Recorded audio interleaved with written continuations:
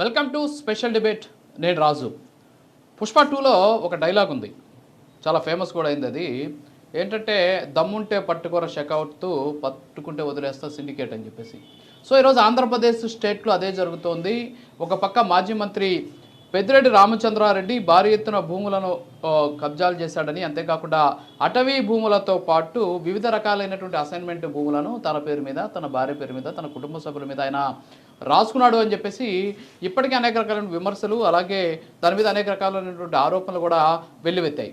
అయితే ఇప్పుడు పెద్దిరెడ్డి రామచంద్రారెడ్డి వర్షం చూస్తుంటే, దమ్ముంటే పట్టుకోండి, నేనేం తప్పు చేశానని చెప్పేసి పుష్ప 2 సినిమా డైలాగులు ఆయన ఇప్పుడు చెబుతూ ఉన్నటువంటి పరిస్థితి చూస్తున్నాం. సో అధికారంలో ఉన్న సందర్భంలో పెద్దిరెడ్డి రామచంద్రారెడ్డి పెద్ద స్థాయిలో భారీ ఎత్తున అప్పట్లో అధికారంలో లేనటువంటి తెలుగుదేశం పార్టీని తీవ్రంగా ఇబ్బందులు పెట్టాడు మనం చూసాం. ఎందుకంటే పుంగనూరు నియోజకవర్గంలో సైకిల్ యాత్ర చేస్తున్నటువంటి టీడీపీకి సంబంధించినటువంటి కొంతమంది టీడీపీ కార్యకర్తల్ని బట్టలు ఇప్పించినటువంటి పరిస్థితి పెద్దిరెడ్డి రామచంద్రారెడ్డి అనుచరులు. సాక్షాత్తు చంద్రబాబు నాయుడు ఆ నియోజకవర్గాన్ని వస్తే ఏ విధమైనటువంటి పరిస్థితి జరిగింది, రాళ్లతోటి దాడి జరిగింది అంగల్లు అనేటువంటి ప్రాంతంలో. ఈ నేపథ్యంలో చంద్రబాబు నాయుడు మీద హత్యాయత్నం కేసు కూడా పెట్టినటువంటి పరిస్థితులు మనం చూసాం. సో ఇలాంటి సంఘటనలు కోకొల్లలు జరిగాయి. అయినప్పటికీ కూడా పెద్దిరెడ్డి రామచంద్రారెడ్డిని టచ్ చేయడానికి చంద్రబాబు సర్కార్ మీనమేషాలు లెక్కిస్తోందనేటటువంటి అనుమానాలు వ్యక్తమవుతున్నాయి. తాజాగా డిప్యూటీ సీఎం పవన్ కళ్యాణ్ దీని మీద స్పందించారు. ఎస్పెషల్లీ మంగళంపేటలో ఉన్నటువంటి అటవీ భూములకు సంబంధించి ఇప్పటికీ ఆయన ఒక జాయింట్ యాక్షన్ కమిటీని ఏర్పాటు చేశారు. ఎస్పెషల్లీ ఇక్కడ దీంట్లో కలెక్టర్, ఎస్పీతో పాటు ఫారెస్ట్కి సంబంధించినటువంటి అధికారులు ఇందులో కమిటీ వేసి ఒక నివేదిక ఇవ్వాలన్నారు. ఆ నివేదికలో కూడా అనేక రకాలైన అంశాలు కూడా బయటపడ్డాయి. అయినప్పటికీ కూడా పెద్దిరెడ్డి రామచంద్రారెడ్డి చాలా ధైర్యంగా, చాలా కాన్ఫిడెంట్గా, చాలా పద్ధతిగా తాను ఏమీ తప్పు చేయలేదు అన్నట్టు ఆయన ప్రకటనలు చేస్తున్నారు. అలాగే ఆయన కొడుకు పెద్దిరెడ్డి మిథున్ రెడ్డి కూడా మీడియా సమావేశాలు ఏర్పాటు చేసి కొన్ని వీడియోలు రిలీజ్ చేసి, సో ఆయన కూడా దీని మీద మాట్లాడుతూ ఉన్నటువంటి పరిస్థితి. ఏంటి అసలు ధైర్యం ఏంటి? పెద్దిరెడ్డి రామచంద్రారెడ్డి నిజంగా అక్రమాలు చేయలేదా 5 ఏళ్లలో? లేకపోతే అక్రమాలు చేశారని చెప్పేసి దాన్ని ఎన్నికలకు సంబంధించి ఒక పావుగా వాడుకునేటువంటి ప్రయత్నం టీడీపీ చేసిందా?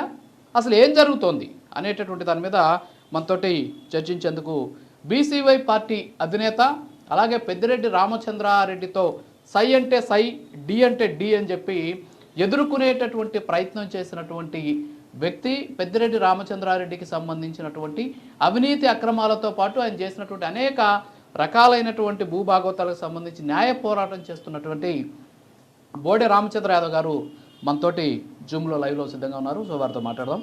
Good evening sir Ramachandra Yadav గారు.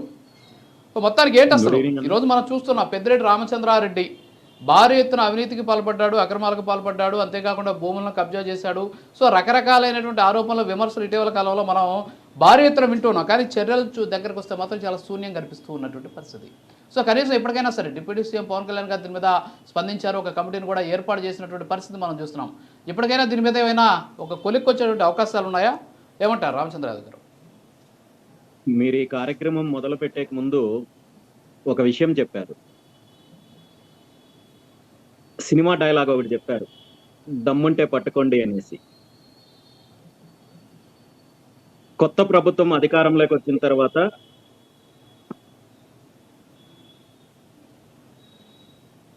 ఇప్పటి వరకు పెద్దిరెడ్డి రామచంద్రారెడ్డి గారికి సంబంధించి అనేక అంశాలు వెలుగులోకి వచ్చాయి, అనేక అవినీతి అంశాలు వెలుగులోకి వచ్చాయి. మదనపల్లి భూముల గురించి అయితే ఏమి, అదేవిధంగా ఎర్రచందనం గురించి అయితే ఏమి, పూర్తిగా ఈ రాష్ట్రంలో గత 5 సంవత్సరాల్లో ఎలాంటి అరాచకాలు చేశారనే దాని మీద అనేక ఆరోపణలు వచ్చాయి, ఆధారాలతో సహా వచ్చాయి. అతను చేసిన భూ దోపిడీకి సంబంధించి నేను ఎన్నోసార్లు ఆధారాలతో సహా మాట్లాడాను. కానీ ఇప్పటి వరకు ఇలాంటి సంఘటన జరిగిన ప్రతిసారి కూడా ఏదో ఒక రకంగా హడావుడి జరగడము, 2-3 రోజులు ఆ తర్వాత సైలెంట్ అయిపోవడం జరుగుతోంది. సో ఇవన్నీ చూస్తుంటే ఎవరు ఎన్ని మాట్లాడుకున్నా, ఎవరు ఎన్ని చేసినా, ఎన్ని కుంభకోణాలు బయటపడినా ఇప్పుడున్న కూటమి ప్రభుత్వము పెద్దిరెడ్డి రామచంద్రారెడ్డిని ఏమీ చెయ్యలేదు, ఏమి చెయ్యలేని స్థితిలో ఉంది అనేది నేను చెప్పడం కాదు, ప్రజలు చెప్తున్నారు. సో ఇప్పటికైనా ఇన్ని జరుగుతున్నాయి. ఈరోజు మీరు చూశారు, 2 రోజుల క్రితము మీడియాలో వచ్చిన అటవీ భూముల ఆక్రమణకు సంబంధించి, అక్కడ అక్రమ కట్టడాలకు సంబంధించి, నిధుల దుర్వినియోగం గురించి, వీటన్నింటి గురించి కూడా ప్రజలు చూస్తున్నారు. అయినా ప్రభుత్వము కమిటీల పేరు చెప్పో, లేదా దీనికి సంబంధించి విచారణ పేరు చెప్పో కాలయాపన చేయడం తప్ప ఇందులో ఎటువంటి ఫలితాన్ని అయితే మాత్రము ప్రజలు ఎక్స్పెక్ట్ చేయడం లేదన్నా. ఇలాంటివి కేవలం ఇది చాలా చిన్న అంశాలు. నిన్న మొన్న బయటకు వచ్చిన భూముల విషయాలైతే చాలా చిన్న అంశాలు. పెద్దిరెడ్డి రామచంద్రారెడ్డి, అతని కుటుంబము, అతని అనుచరులు, అతని బినామీలు ఈ రాష్ట్రంలో కొన్ని వేల ఎకరాలు దోచుకున్నారు. వీటన్నింటి మీద కూడా ప్రభుత్వానికి చిత్తశుద్ధి ఉంటే ఖచ్చితంగా ఆధారాలతో సహా బయటకు లాగడము, అదే విధంగా నేరం చేసిన వాళ్ళని శిక్షించడము పెద్ద సమస్య కాదు. అది ప్రభుత్వం నిర్ణయం తీసుకోవాల్సిన అవసరం ఇప్పుడైనా ఉందన్న. పెద్దిరెడ్డి రామచంద్రారెడ్డి అవినీతి అక్రమాలు కావచ్చు, అంతేకాకుండా ఆయన మీద చాలా కుంభకోణాలు జరిగాయి. అంటే మనం చూసాం గనులకు సంబంధించిన కుంభకోణం ఒక పక్క, మరో పక్క లిక్కర్ కుంభకోణంలో ఆయన పాత్ర ఉందని చెప్పేసి. అంటే మొన్నటి వరకు కూడా మనం అనుకున్నాం ఏదైతే మన జగన్మోహన్ రెడ్డికి నెంబర్ 2, ఆయన సర్కారులో నెంబర్ 2గా విజయసాయి రెడ్డి లేకపోతే వైవి సుబ్బారెడ్డి లేకపోతే ఇంకొకరు ఉన్నారు అని చెప్పి సజ్జల రామకృష్ణారెడ్డి ఉన్నారు అనుకున్నాం. కానీ వాస్తవంగా పెద్దిరెడ్డి రామచంద్రారెడ్డి నెంబర్ 2 పొజిషన్. ఎందుకంటే నేను ఎందుకంటున్నా అంటే ఆ మాట 65 నియోజకవర్గాలు, అంటే 175 నియోజకవర్గాలు, 65 నియోజకవర్గాలు ఆయనకు అప్పచెప్పేసినటువంటి పరిస్థితి. సో అయినప్పటికీ కూడా ఇప్పుడు ఇంత జరిగిందని చెప్పేసి ఒక పక్క కలెక్టర్ నివేదిక ఇచ్చారు, మరోపక్క విలేసిన కమిటీ నివేదిక ఇచ్చింది. ఎస్, అవును, కరెక్టే, అటవీ భూములకు సంబంధించినటువంటి అక్రమాలు జరిగాయి. అయితే ఏ ధైర్యంతో ఈరోజు పెద్దిరెడ్డి రామచంద్రారెడ్డి దమ్ముంటే నిరూపించండి, దేనికైనా సిద్ధం అని చెప్పేసి చాలా క్లియర్గా చెబుతున్నాడు. ఎలా తీసుకోవచ్చు అంటుంది? ఇది ఖచ్చితంగా ప్రభుత్వంలో ఉన్న వాళ్ళ సమాధానం చెప్పాలి. పెద్దిరెడ్డి ధైర్యం వెనక ఎవరున్నారు? ప్రభుత్వ పెద్దలు ఉన్నారా, లేదా తెలుగుదేశం పార్టీ ఉందా, లేదా తెలుగుదేశం పార్టీకి సంబంధించిన నాయకులు ఉన్నారా అనేది తెలుగుదేశం వాళ్ళు చెప్పాలి. ఎందుకంటే 2014 నుండి 19 వరకు తెలుగుదేశం పార్టీ అధికారంలో ఉన్నప్పుడు పెద్దిరెడ్డి రామచంద్రారెడ్డి చిత్తూరు జిల్లాను శాసించారు. అదేవిధంగా రాయలసీమలో జరిగిన కాంట్రాక్టులన్నీ కూడా ఇంక్లూడింగ్ ప్రస్తుత ముఖ్యమంత్రి చంద్రబాబు నాయుడు గారి సొంత నియోజకవర్గం కుప్పంలో కూడా కాంట్రాక్ట్ వర్కులు, ప్రభుత్వ వర్కులు అన్ని కూడా పెద్దిరెడ్డి రామచంద్రారెడ్డికి సంబంధించిన కంపెనీనే చేసింది. అదే విధంగా గత ఎన్నికలకు ముందు జరిగిన వ్యవహారాలు ఇవన్నీ తీసుకుంటే, ఎన్నికల తర్వాత పెద్దిరెడ్డి రామచంద్రారెడ్డికి సంబంధించిన అనేక రకాలైన అవినీతి ఆరోపణలు కావచ్చు, భూ కబ్జాలు కావచ్చు, వీటన్నింటి మీద కూడా బయటకు వస్తున్న ఆధారాలతో సహా ఎవరైతే బాధితులు ఉన్నారో వచ్చి ఫిర్యాదు చేస్తున్నా కనీసము ప్రభుత్వము ఒక్క ఎఫ్ఐఆర్ కూడా ఇప్పటికీ ఫైల్ చేయలేని స్థితిలో ఉంది. అంటే అదే పెద్దిరెడ్డి రామచంద్రారెడ్డి ధైర్యం అన్న. ఎందుకంటే మీరు చూసినట్టయితే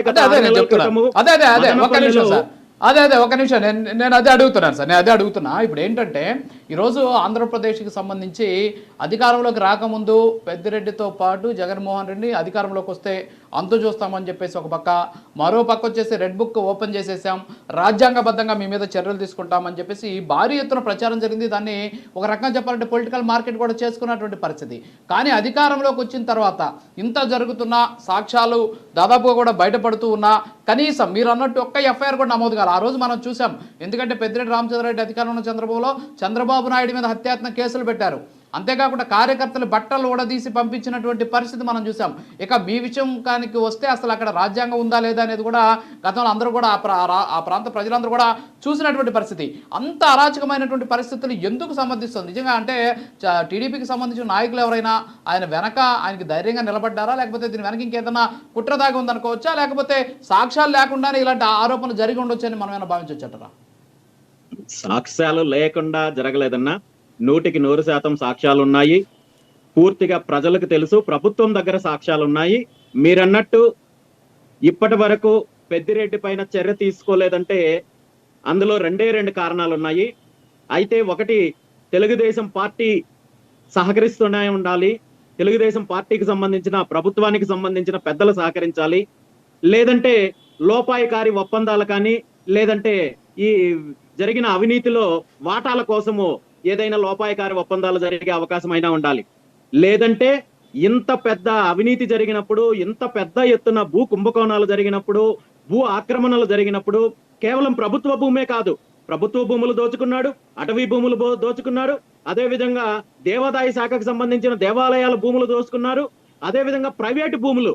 ఈరోజు గత మదనపల్లి ఫైల్స్ విషయంలో తీసుకున్నట్టయితే నేరుగా సాక్షాత్తు ప్రభుత్వ రెవెన్యూ ప్రిన్సిపల్ కార్యదర్శి మదనపల్లిలో వచ్చి కూర్చొని ప్రైవేటుగా వ్యక్తుల నుండి ఎవరైతే పెద్దిరెడ్డి కుటుంబ బాధితులు ఉన్నారో ఫిర్యాదులు స్వీకరిస్తే సుమారు 458 మంది నేరుగా రెవెన్యూ ప్రిన్సిపల్ సెక్రటరీకి ఫిర్యాదులు ఇవ్వడం జరిగింది. మామూలుగా ఒక సామాన్యుడు అవును. అతని భూమికి సంబంధించి కానీ లేదా ఎవరికైనా నష్టం జరిగిందనే అంశం పైన కానీ ఫిర్యాదు చేస్తే పోలీసులకి బేసిక్ గా అయితే ఒక ఎఫ్ఐఆర్ అయితే ఫైల్ అవుతుంది, దాని మీద విచారణ జరిపిస్తారు. కానీ ఇంత జరిగిన తర్వాత కూడా ఇప్పటి వరకు కూడా ఒక్క ఎఫ్ఐఆర్ కూడా పెద్దిరెడ్డి రామచంద్రారెడ్డి మీద కానీ అతని బినామీల మీద కానీ బుక్ అవ్వలేదంటే ఖచ్చితంగా దీని వెనక ప్రభుత్వ పెద్దల హస్తం ఉండాలి. వీళ్ళు జరిగిన అవినీతిలో వాటాల కోసము వెంపర్లాడే పరిస్థితి ఉందని చెప్పి ప్రజలు అనుకుంటున్నారు. అంటే ఇక్కడ ఒకటి సార్, అంటే ఎస్పెషల్లీ ఈ మంగళంపేట అనేటటువంటి దాంట్లో ఈరోజు అటవీ భూములు ఆక్రమించుకున్నాడు అనే దాని మీద ఇష్యూ నడుస్తుంది. దాని మీద ఒక నివేదిక కూడా సిద్ధమైంది, నివేదిక కూడా సమర్పించారు, నివేదికలో ఉన్నటువంటి అంశాలు కూడా మనం చూసాం.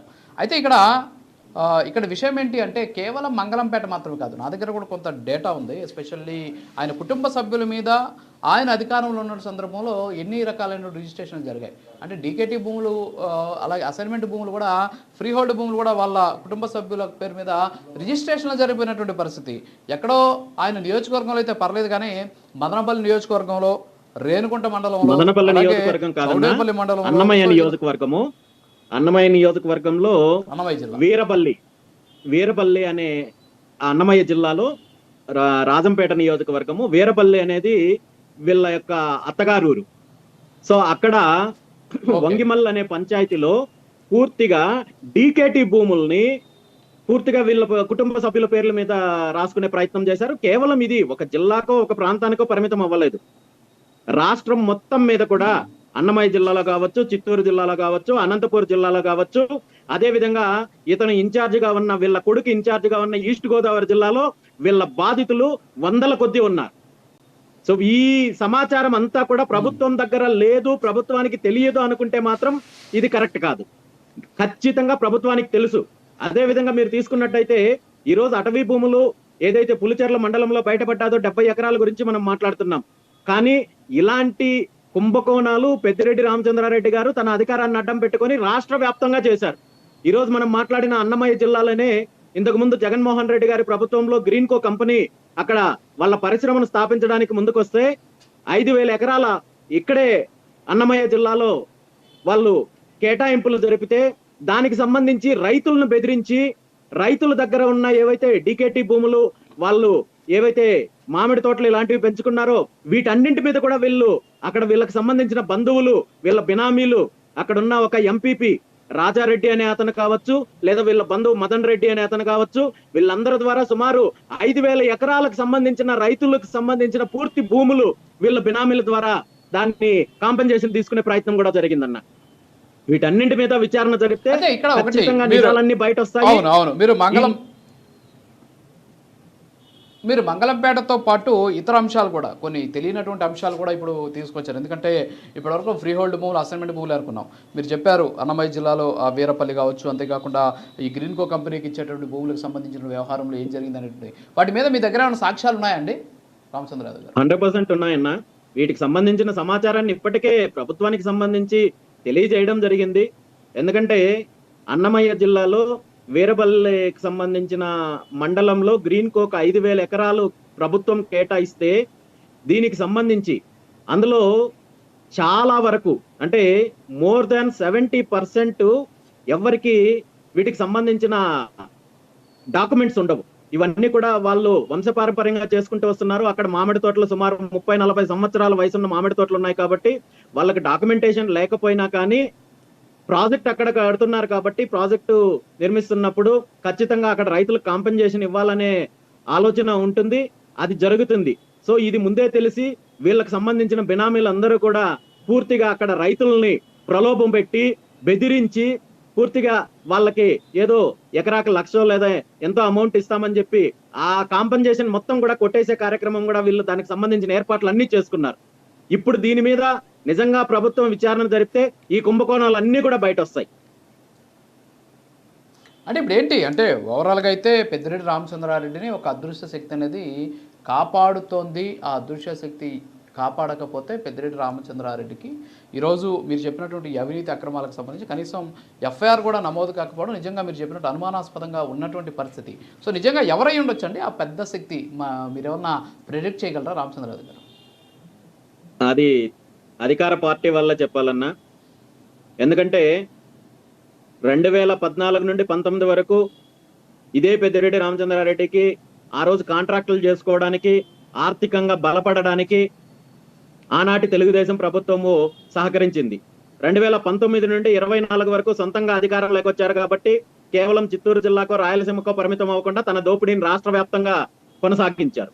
ఈ రోజు అధికారంలోకి వచ్చిన తర్వాత మీడియా ద్వారా కావచ్చు, ప్రైవేటు వ్యక్తుల ద్వారా కావచ్చు, ఇన్ని రకాలుగా రోజుకొక అవినీతి, రోజుకొక దోపిడీ, భూ కబ్జాలు, వీటన్నింటి మీద కూడా ఆధారాలతో సహా బయటకు వస్తున్నా కానీ ప్రభుత్వము ఈ విషయాలు బయటకు వచ్చినప్పుడు హడావుడి చేయడము, మేము కమిటీ వేస్తున్నాము, విచారణ జరుపుతాము, మేము చించుతాము, పొడుస్తామని చెప్పడం తప్ప ఒక వారం తర్వాత ఈ అంశం పైన ఎటువంటి వివరాలు కానీ, ఎటువంటి హడావుడి కానీ, దీనికి సంబంధించిన అప్డేట్స్ కానీ ఉండవన్నా మీరు కావాలంటే రాసి పెట్టుకోండి.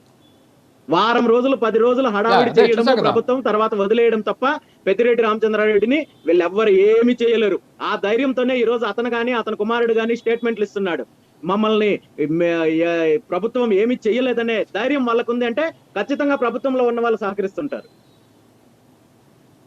అదే ఇప్పుడు చూసాం కదా మనం మదనపల్లి ఫైల్స్కి సంబంధించినటువంటి ఇష్యూలో ఏం జరిగింది అనేది చూసాం. హడావుడిగా స్పెషల్ హెలికాప్టర్ వేసుకొని మరి వచ్చేసారు. సో మొత్తం మదనపల్లి ఫైల్స్కి సంబంధించి కేసునంతా కూడా బయట తీసేస్తామని చెప్పేసి అనుకున్నారు.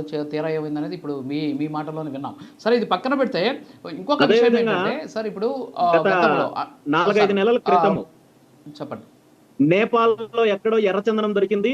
దానికి సంబంధించిన మూలాలు తిరుపతిలోనే ఉన్నాయి. తిరుపతి నుండినే ఎర్రచందనము అక్కడికి ఎగుమతి జరిగిందని చెప్పి అటవీ శాఖ మంత్రి గారు పవన్ కళ్యాణ్ గారు దీని మీద ఒక విచారణ చేస్తున్నాను, కమిటీ వేస్తున్నాను అన్నారు. మరి ఏమైందన్నా కమిటీ ఏమైంది? దాని మీద నిజానిజాలు ఈ జిల్లాలో కాదు, రాష్ట్రం మొత్తం తెలుసు. వెంకటేశ్వర స్వామికి సంబంధించిన సంపద ఎర్రచందనాన్ని, అధికారాన్ని అడ్డం పెట్టుకొని ఎవరు దోచేశారో, ఎవరు విదేశాలకు తరలించారో, ఎవరు వేల కోట్ల రూపాయలు దోచేసి పూర్తిగా ఈ అవినీతి చేశారనే విషయము ఈ రాష్ట్రం మొత్తం తెలుసు. మరి ప్రభుత్వం ఎందుకు చర్యలు తీసుకోవడం లేదన్నా? ఎలాంటి విచారణ చేశారు? ఏం కమిటీ, మీరు వేసిన కమిటీ ఏమైంది? భూములకు సంబంధించిన కమిటీలు ఏమయ్యాయి? దీనికి సంబంధించిన సిబిసిఐడి విచారణ ఏమైంది? సో ఇవన్నీ కూడా కేవలం హడావిడి చేయడము, అక్కడికి దాన్ని క్లోజ్ చేయడం తప్ప పెద్దిరెడ్డి రామచంద్రారెడ్డిని, అతని అవినీతిని వీళ్ళెవ్వరు ఏమి చేయలేరు. ఆ ధైర్యంతో ఈ రోజు కూడా అతను అధికారం లేకపోయినా చిత్తూరు జిల్లాలో కావచ్చు, మిగిలిన ప్రాంతాల్లో కావచ్చు, అతని అనుచరులు ఎవరైతే ఉన్నారో, అతనికి అధికారంలో ఉన్నప్పుడు ఎవరైతే అవినీతి చేయడానికి సహకరించిన అధికారులు ఈ రోజు కూడా అతనికి సహకరిస్తున్నారు. ఈ ప్రభుత్వం వాళ్ళెవరిని ఏమి చేయలేని స్థితిలో ఉంది. ఓకే, ఇంకోటి మీరు 2024 ఎన్నికలకు ముందు ఒక అంశాన్ని అప్పట్లో లేవనెత్తారు. ఏంటంటే అది జగన్మోహన్ రెడ్డికి సపోర్ట్ చేసినటువంటి ఒక కంపెనీ, అలాగే పెద్దిరెడ్డి రామచంద్రారెడ్డి పోర్ట్ఫోలియోగా ఉన్నటువంటి, అంటే విద్యుత్ శాఖకి సంబంధించి కడప జిల్లాకు సంబంధించినటువంటి ఒక సంస్థ నుంచి ఎలక్ట్రల్ బాండ్స్ని టీడీపీ నుంచి కూడా కొనుగోలు చేశారు. టీడీపీ కూడా నిధులు చెల్లించారు. దీని వెనకున్నటువంటి అంశం ఏంటి అనేది కూడా బయట పెట్టాలని చెప్పేసి కూడా మీరు డిమాండ్ చేసినటువంటి పరిస్థితి ఎన్నికల సందర్భంలో. సో అలాంటివన్నీ కూడా ఉండొచ్చా? ఈ చర్యలు తీసుకోకపోవడం వెనక ఆ కారణాలను కూడా మనం పరిగణలోకి తీసుకొచ్చారా? ఖచ్చితంగా ఉంటుందన్న. ఎందుకంటే అప్పట్లో జగన్మోహన్ రెడ్డి గారు అధికారంలో ఉన్నప్పుడు ఎలక్ట్రికల్ డిపార్ట్మెంట్ లో ఎవరైతే పెద్దిరెడ్డి రామచంద్రారెడ్డి గారు మంత్రిగా ఉన్న మినిస్ట్రీ ఏదైతే ఉందో, అందులో ఈ ఎలక్ట్రికల్ కాంట్రాక్ట్ కి సంబంధించి కడప జిల్లాకు సంబంధించిన షిరిడి సాయి ఎలక్ట్రికల్ సంబంధించి విశ్వేశ్వర్ రెడ్డి అనే ఆ వ్యక్తికి సంబంధించిన కంపెనీ పూర్తిగా జగన్మోహన్ రెడ్డికి బినామీ, అదే విధంగా అక్కడ కడప ఎంపీకి బినామీ, ఈ పెద్దిరెడ్డి రామచంద్రారెడ్డికి బినామీ అని చెప్పి తెలుగుదేశం పార్టీ అనేక రకాల ఆరోపణలు చేసింది. దీని మీద రాష్ట్రం మొత్తం కూడా డిస్కషన్ జరిగింది. మీడియాలో ప్రతిరోజు దీనికి సంబంధించిన అవినీతికి సంబంధించిన విషయాలు బయటకు వచ్చాయి. కానీ ఇదే షిరిడి సాయి ఎలక్ట్రికల్స్ కంపెనీ నుండి గత ఎన్నికలకు ముందు జనవరి 12వ తేదీన 40 కోట్ల రూపాయలు నేరుగా ఎలక్ట్రల్ బాండ్స్ ద్వారా వీళ్ళు తెలుగుదేశం పార్టీ తీసుకోవడం జరిగింది. ఇంకా క్యాష్ రూపంలో ఎన్ని వందల కోట్లు అవినీతి జరిగిందనేది మనం చెప్పలేము.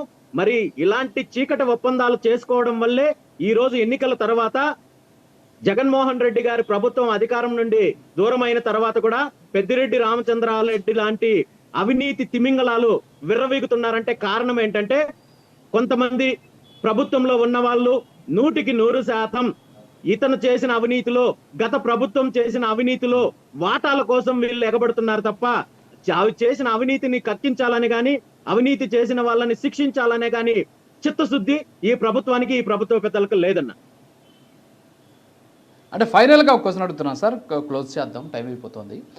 మీరు ఆల్రెడీ న్యాయ పోరాటం చేస్తున్నారు. ఆయనకు సంబంధించినటువంటి ఆస్తులు, అఫిడవిట్లో చూపించినటువంటి ఆస్తులకి దీనికి తేడా ఉంది అని చెప్పేసి మీరు ఆల్రెడీ న్యాయ పోరాటం చేస్తున్నారు. ఆయన్ని ఎమ్మెల్యేగా అనర్హుడిగా ప్రకటించాలి, ఎలక్షన్ కమిషన్ని తప్పుదారి పట్టించే విధంగా ఆయన అఫిడవిట్ని కూడా ఇచ్చాడని చెప్పి ఎంతవరకు వచ్చింది సార్ ఆ కేసు? అసలు ఏంటి ఆ కేసు సంబంధించి కొంచెం? హైకోర్టులో ఈ కేసు పైన విచారణ జరుగుతోంది. అతను పొందుపరచని అతని భార్య మీద, అతని పేరు మీద, అదేవిధంగా అతని భార్య పేరు మీద ఉన్న 142 ఆస్తులకు సంబంధించిన వివరాలు పూర్తి డాక్యుమెంట్స్ తో సహా హైకోర్టుకి సమర్పించడం జరిగింది. ఈ విచారణలో భాగంగా ఈ డాక్యుమెంట్స్ ని ఇప్పుడు ఉన్న ప్రభుత్వము ధృవీకరించినట్టయితే, ఎంత తొందరగా ప్రభుత్వం సహకరిస్తే అంత తొందరగా అతను అనర్హతకు గురయ్యే అవకాశం ఉంది. కానీ ఈ విషయంలో కూడా ప్రభుత్వం వైపు నుండి కేసు పురోగతికి సంబంధించి ఇప్పటి వరకు ఎటువంటి సపోర్ట్ లేదు. కనీసము నోటీసులకు రిప్లై ఇవ్వడానికి కూడా 3-4 సార్లు నోటీసులు ఇస్తే కూడా ఇప్పటి వరకు ఎటువంటి స్పందన లేని పరిస్థితి ఉంది. ఈ విషయంలో కూడా ఖచ్చితంగా మరి ప్రభుత్వంలో ఉన్న వాళ్ళకి, ప్రభుత్వ పెద్దలకు, టీడీపీ పెద్దలకు రామచంద్రారెడ్డి గారు అనర్హతకు గురైతే ఏమైనా ఇబ్బంది ఉంటుందేమో అనేది కూడా ఈరోజు కొత్త అనుమానాలు కూడా వస్తున్నాయన్న. అయినా ప్రభుత్వం సహకరించినా సహకరించకపోయినా నా పోరాటం అయితే ఆగదు. ఖచ్చితంగా అతను చేసిన అవినీతికి, ఖచ్చితంగా అతను చేసిన తప్పులకు, అరాచకాలకు సమాధానం చెప్పే రోజు వస్తుంది. ఈ రోజు నేనేదో వ్యక్తిగతంగా నేను అతని మీద పోరాటం చేశాను కాబట్టి, లేదా వ్యక్తిగతంగా నాకు నష్టం చేకూర్చాడు కాబట్టి నా మీద తప్పుడు కేసులు పెట్టి నా ఆస్తులు ధ్వంసం చేసి ఇబ్బంది పెట్టాడనే ఆలోచన కాదన్నా. ఎందుకంటే అతను ఏదైతే తప్పు చేశాడో, ఏదైతే అవినీతి చేశాడో, ఏదైతే దోపిడీ చేశాడో, ఇది ఈ రాష్ట్రానికి సంబంధించిన సంపద, ఈ రాష్ట్ర ప్రజలకు సంబంధించిన ఆస్తులు, వెంకటేశ్వర స్వామికి సంబంధించిన సంపద. ఖచ్చితంగా అతనికి ఏదైతే అవినీతి చేశాడో ఆ అవినీతి కక్కించేంత వరకు కూడా నా పోరాటం ఎక్కడ ఆగదనేది ఈ సందర్భంగా తెలియజేస్తున్నాను. Thank you sir, thank you Ramachandra Yadav గారు. సో ఇది ఇవాళ స్పెషల్ డిబేట్. సో వాస్తవంగా అయితే పెద్దిరెడ్డి రామచంద్రారెడ్డికి సంబంధించి అవినీతి అక్రమాలు జరిగాయని చెప్పేసి సాక్షాత్తు ఇప్పటి ముఖ్యమంత్రి చంద్రబాబు నాయుడు గతంలోనే ఆయన చెప్పారు. ఆ తర్వాత దాని మీద తీవ్రస్థాయి విమర్శలు చేశారు. అధికారంలోకి వచ్చాక అంతు చూస్తామని చెప్పారు. దానికి సంబంధించి అనేక రకాలైనటువంటి అంశాలను కూడా వెలుగులోకి వస్తూ ఉన్నటువంటి పరిస్థితి. అయితే ఇప్పటికీ కూడా పెద్దిరెడ్డి రామచంద్రారెడ్డి కావచ్చు, అంతేకాకుండా ఆయన తనయుడు పెద్దిరెడ్డి మిథున్ రెడ్డి ఎవరైతే మా మీద ఆరోపణలు చేస్తారో వాళ్ళ మీద పరువు నష్టం దావా వేస్తామని చెప్పేసి వాళ్ళు హెచ్చరిస్తున్నారు. మరోపక్క నిరూపిస్తే దేనికైనా సిద్ధం, దమ్ముంటే నిరూపించండి అని చెప్పేసి కూడా సవాళ్ళు విసురుతూ ఉన్నటువంటి పరిస్థితి. అయినప్పటికీ కూడా ఎందుకని ఈ అంశంలో నిమ్మకు నీరెత్తినట్టు వ్యవహరిస్తున్నారు అనే దాని మీద రామచంద్ర యాదవ్ గారు ఫైనల్గా ఇచ్చిన కన్క్లూజన్ ఏంటంటే, ఏదో ఒక అదృశ్య శక్తి ఆయన్ని కాపాడుతుంది. సో ఈ నేపథ్యంలోనే పెద్దిరెడ్డి రామచంద్రారెడ్డి మీద చర్యలు తీసుకునేందుకు ప్రభుత్వం వెనకాడుతోంది అనేటటువంటి అంశాన్ని ఆయన లేవనెత్తారు. అయితే ఇక్కడ ఒక విషయం ఏంటంటే, సరస్వతి భూముల వ్యవహారంలో కూడా పవన్ కళ్యాణ్ గారు జోక్యం చేసుకున్న తర్వాత అక్కడ ఆ భూములకు సంబంధించిన రిజిస్ట్రేషన్లని కలెక్టర్ రద్దు చేశారు. సో ఇప్పుడు కూడా పవన్ కళ్యాణ్ గారు ఎంట్రీ ఇచ్చారు కాబట్టి ఖచ్చితంగా ఈ అంశంలో కూడా అటో ఇటో తేలేటటువంటి అవకాశాలు ఉన్నాయి అనేటటువంటి ప్రచారం జరుగుతుంది. ఇవన్నీ పక్కన పెడితే పెద్దిరెడ్డి రామచంద్రారెడ్డి మీద రామచంద్ర యాదవ్ చేస్తున్నటువంటి పోరాటం ఎట్టి పరిస్థితులు ఆపను, న్యాయ పోరాటం చేస్తాను, ఖచ్చితంగా ఈ అవినీతి అక్రమాలన్నీ కూడా వెలికి తీయడంతో పాటు రాష్ట్రానికి చెందాల్సినటువంటి సంపాదన కాపాడటంలో నేను ముందంజలో ఉంటానని చెప్పేసి కూడా రామచంద్ర యాదవ్ చెప్తున్నారు. ఇది వాళ్ళ స్పెషల్ డిబేట్. మరో డిబేట్లో మళ్ళీ కలుద్దాం. Stay tuned to Prime nine news.